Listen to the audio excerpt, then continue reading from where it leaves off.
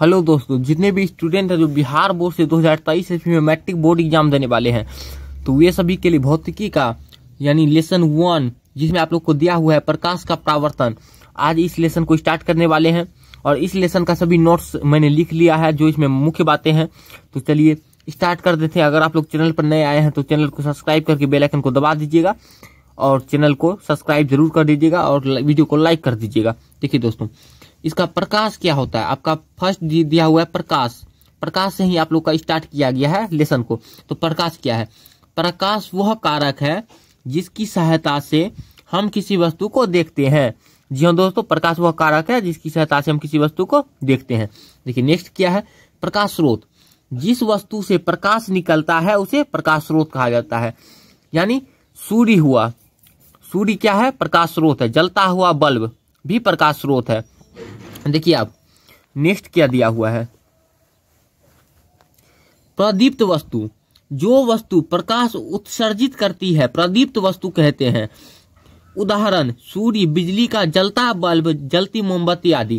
कहने का मतलब जो वस्तु से प्रकाश निकलता है उसे प्रदीप्त वस्तु कहते हैं। देखिए अप्रदीप्त वस्तु क्या है? अप्रदीप्त वस्तु जो वस्तु प्रकाश उत्सर्जित नहीं करती है उसे अप्रदीप्त वस्तु कहते हैं। उदाहरण पुस्तक, कुर्सी, टेबल आदि। देखिए अगर आप लोग को प्रदीप्त वस्तु और अप्रदीप्त वस्तु में अंतर लिखने के लिए दिया जाएगा तो आप लोग लिख दीजिएगा कि प्रदीप्त वस्तु प्रकाश उत्सर्जित करती है, अप्रदीप्त वस्तु प्रकाश उत्सर्जित नहीं करती है। और प्रदीप्त वस्तु में आप दे दीजिएगा उदाहरण सूर्य, बिजली का जलता हुआ बल्ब, जलती मोमबत्ती आदि। और अप्रदीप्त वस्तु में आप कोई ऐसा वस्तु का नाम लिख दीजिए जो जिससे प्रकाश नहीं निकलती है। उदाहरण के लिए पुस्तक, कुर्सी, टेबल आदि आप लिख सकते हैं। पुस्तक, कुर्सी, टेबल आदि। देखिए दोस्तों, अब फिर नेक्स्ट है प्रकीर्णन। आपके ही बुक में प्रकीर्णन दिया हुआ है। आप जानिए कि प्रकीर्णन क्या होता है। दोस्तों आप लोग वीडियो को जरा सा भी स्किप मत कीजिएगा और पूरा वीडियो को जरूर देख लीजिएगा। देखिए प्रकीर्णन क्या है? प्रकाश जब सूक्ष्म कणों पर पड़ता है, वे सूक्ष्म कण उन पर पड़ने वाले प्रकाश की कुछ ऊर्जा को अवशोषित कर उसे चारों ओर विकिरित करता है। इस प्रक्रिया को प्रकीर्णन कहा जाता है। अगर सूर्य का प्रकाश वायुमंडल में आता है तो वायुमंडल में जो धूल कण है उस पर पड़ता है और वह धूल कण उस प्रकाश को अवशोषित करता है और उसे अपने चारों ओर विकिरित यानी फैला देता है। उसी प्रक्रिया को कहते हैं प्रकाश का प्रकीर्णन। देखिए नेक्स्ट क्या है? देखिए नेक्स्ट क्वेश्चन दिया हुआ है प्रकाश की किरणों के समूह को प्रकाश किरण पुंज कहते हैं। यानी ये आपका बुक में है, नोट्स के रूप में मैंने अभी लिखा है यहाँ पे। देखिए प्रकाश की किरणों के समूह को प्रकाश का किरण पुंज कहते हैं। आप देखिए ये जान लीजिए कि किरण पुंज होते कितने प्रकार के हैं। किरण पुंज कितने प्रकार के होते हैं? तो देखिए दोस्तों, किरण पुंज 3 प्रकार के होते हैं। नंबर 1 अपसारी किरण पुंज, नंबर बी समांतर किरण पुंज, नंबर सी अभिसारी किरण पुंज। आप जानेंगे इसे विस्तार से कि अपसारी किसे कहते हैं, समांतर किसे कहते हैं और अभिसारी किरण पुंज किसे कहते हैं। चलिए दोस्तों नेक्स्ट देखते हैं। देखिए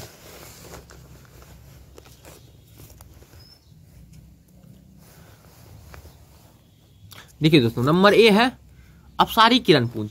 आप देखिए अपसारी किरण पुंज क्या होता है, पढ़िए। इस प्रकार की किरण पुंज में प्रकाश की किरणें एक बिंदु स्रोत से निकलकर फैलती चली जाती है।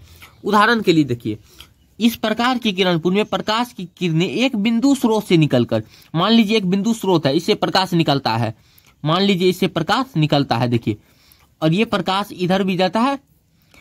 प्रकाश जब भी गति करता है तो सरल रेखा में, देखिए यहां से ये निकल रहा है प्रकाश, क्या है? एक बिंदु स्रोत से निकलकर इस प्रकार की किरण पुंज में प्रकाश की किरणें एक बिंदु स्रोत से निकलकर फैलती चली जाती, यानी अपसारित होती चली जाती। अपसारित, देखिए यहां पर एक बिंदु स्रोत है और प्रकाश की किरणें निकलकर क्या हुआ? देखिए फैलता चला गया।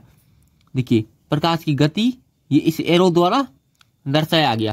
देखिए प्रकाश की किरण बिंदु से निकला और फैल गया, चारों तरफ फैलता चला गया। अब देखिए नेक्स्ट क्या है? नेक्स्ट कहता है बी नंबर समांतर किरण पुंज। इस प्रकार की किरण पुंज में प्रकाश की किरणें एक दूसरे के समांतर होती है। यानी किसी भी प्रकाश स्रोत से आती हुई समांतर किरणें, किसी भी प्रकाश स्रोत से आती हुई किरणें जब समांतर होती है तो उसे कहते हैं समांतर किरण पुंज। देखिए दोस्तों समांतर किरण पुंज का कैसा आरेख होता है?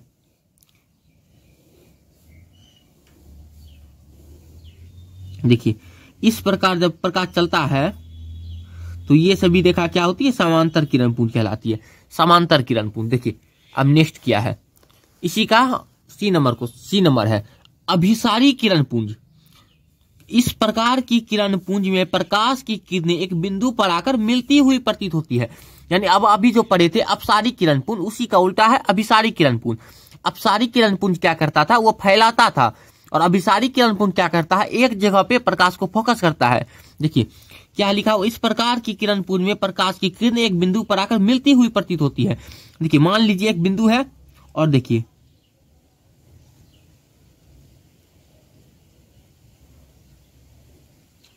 अभी प्रकाश की किरण उधर से आया बाहर से सभी रेखा द्वारा, और देखिए ये क्या हुआ, ये सारी किरण पुंज एक बिंदु पर आकर मिलती हुई प्रतीत हो रही है। देखिए एक बिंदु पर आकर क्या हो रहा है, मिलता हुआ प्रतीत हो रहा है। आपको ऐसा इसमें रेखा खींचना है, यानी एक बिंदु पर आकर मिलता हुआ, यानी अपसारी किरण पुंज का विपरीत। देखिए अब नेक्स्ट क्या दिया हुआ है, पारदर्शी। जो दोस्तों हर साल आप लोग को एग्जाम में भी पूछा जाता है कि पारदर्शी अपारदर्शी वस्तु में अंतर लिखे या क्या होती है।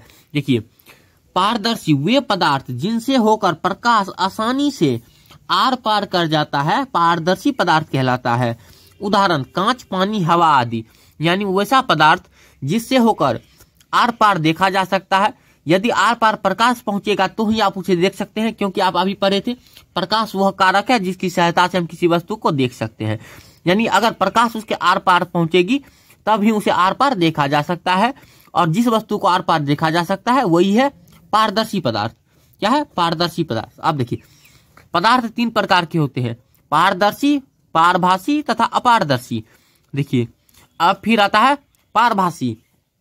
अब ये क्या है, पारभासी। देखिए डिफिनेशन इसका क्या होगा, वे पदार्थ जिनसे होकर प्रकाश का एक छोटा भाग ही आर पार जा सकता है पारभासी पदार्थ कहलाता है। कहने का मतलब पारदर्शी तो वह हुआ जिससे होकर बिल्कुल साफ साफ आर पार देखा जा सकता है, तथा पारभासी वह हुआ जिससे होकर धुंधला देखा जा सकता है। आर पार दिखेगा लेकिन बहुत धुंधला। देखिए क्या लिखा, वे पदार्थ जिनसे होकर प्रकाश का एक छोटा भाग ही आर पार जा सकता है पारभासी पदार्थ कहलाता है। उदाहरण घिसा हुआ कांच। यानी कोई घिसा हुआ अगर कांच है या तेल लगा हुआ कागज है, उसे होकर दिखाई तो देगा आर पार, लेकिन बहुत कम मात्रा में, यानी धुंधला दिखाई देगा, उसी को कहते हैं पारभासी पदार्थ। देखिए दोस्तों अब आता है 3 नंबर, तो अपारदर्शी। देखिए इसका डिफिनेशन क्या होगा, वह पदार्थ जिनसे होकर प्रकाश आर पार नहीं जा सकता है अपारदर्शी पदार्थ कहलाता है। उदाहरण लोहा, लकड़ी। देखिए दोस्तों वैसा पदार्थ को अपारदर्शी पदार्थ कहते हैं जिनसे होकर हम आर पार जरा सा भी नहीं देख सकते हैं, यानी उससे होकर प्रकाश आर पार नहीं जा सकता है। जैसे ईंट, दीवार या लोहा, लकड़ी, इसे होकर प्रकाश आर पार नहीं जा सकता और उसे हम आर पार नहीं देख सकते हैं, तो इसे कहा जाता है अपारदर्शी पदार्थ। तो दोस्तों आज के इस वीडियो में बस इतना ही। तो नेक्स्ट वीडियो में मैं आप लोग को बताऊंगा फिजिक्स का ही फर्स्ट लेसन का प्रकाश का परावर्तन, परावर्तन के नियम, और फिर बाद में अपवर्तन, अपवर्तन के नियम और प्रकाश के परावर्तन संबंधी सिद्धांत। तो आप लोग चैनल को सब्सक्राइब करके बेल आइकन को दबा लीजिएगा। आपको 10th क्लास का ऑल सब्जेक्ट का सॉल्यूशन और नोट्स यहाँ पर मिलते रहेंगे। तो जय हिंद दोस्तों, मिलेंगे नेक्स्ट वीडियो में, तब तक के लिए वंदे मातरम।